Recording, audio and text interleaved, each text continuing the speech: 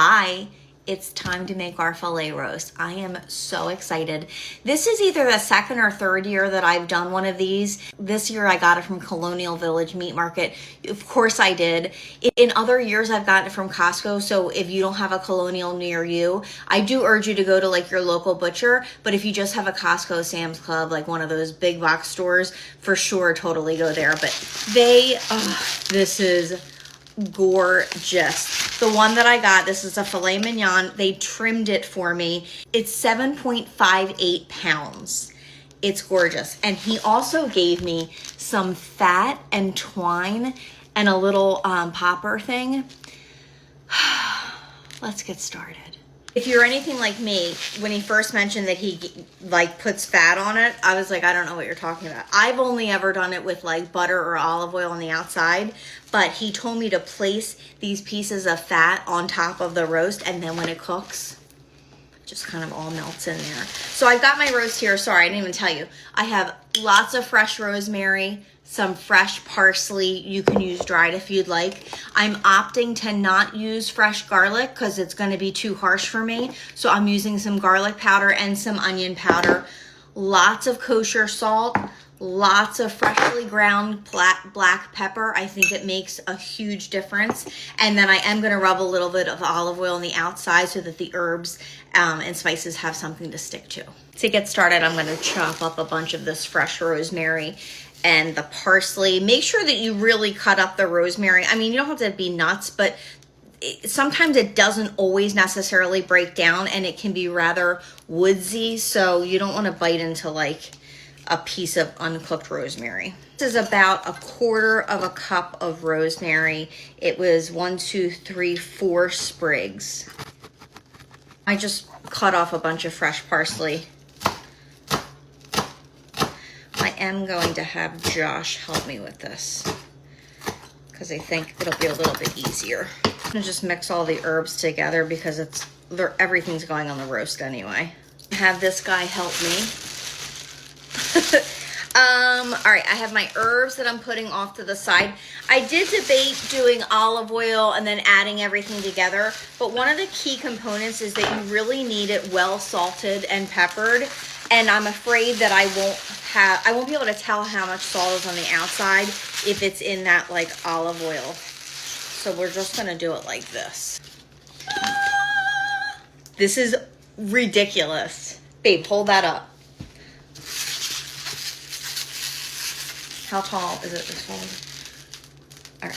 All right, how should we do this? What are you doing? I need to drizzle olive oil and then put herbs and salt all over it. Cookie sheet. Put it down. There you go. Holy mackerel.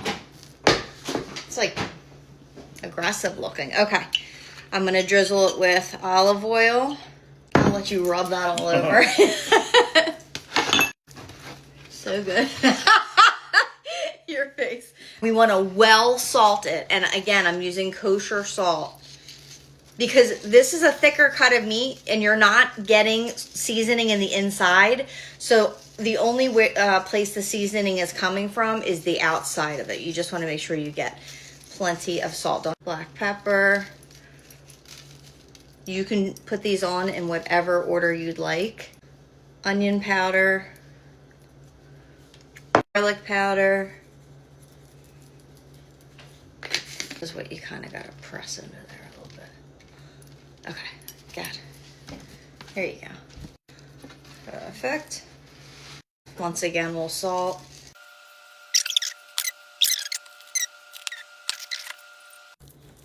This looks beautiful.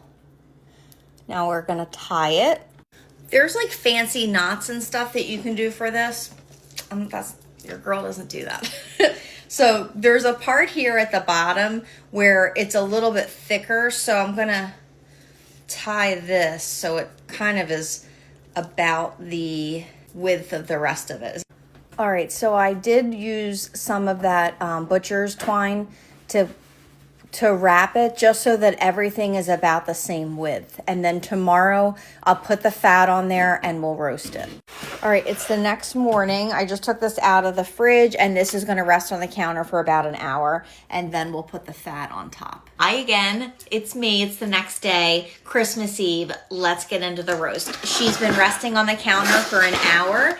I have that fat that Colonial gave me on the side and he told me to just, oh my gosh. I don't know if this is amazing or disgusting. It might be a little bit of both. He told me to just lay it on the top. So that's what I'm doing. Never in my life have I, ever. Like this. Then this is going in the oven. I have it preheating right now to 450 degrees. It's gonna go in for 15 minutes and then I'm going to cook it for 15 minutes per pound. This is 7 point whatever pounds. I don't know. I have it calculated in my chat GPT.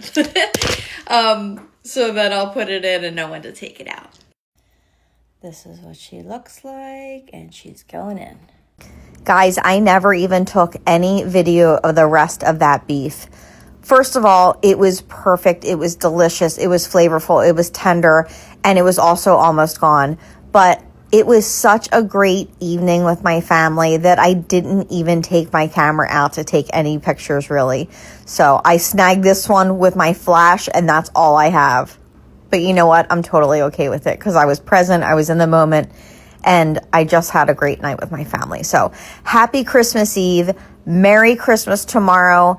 I don't know how much you'll see me, but I love all of you very much. And thank you from the bottom of my heart for making these last few months some of the best that I've had for Philly Food Girl.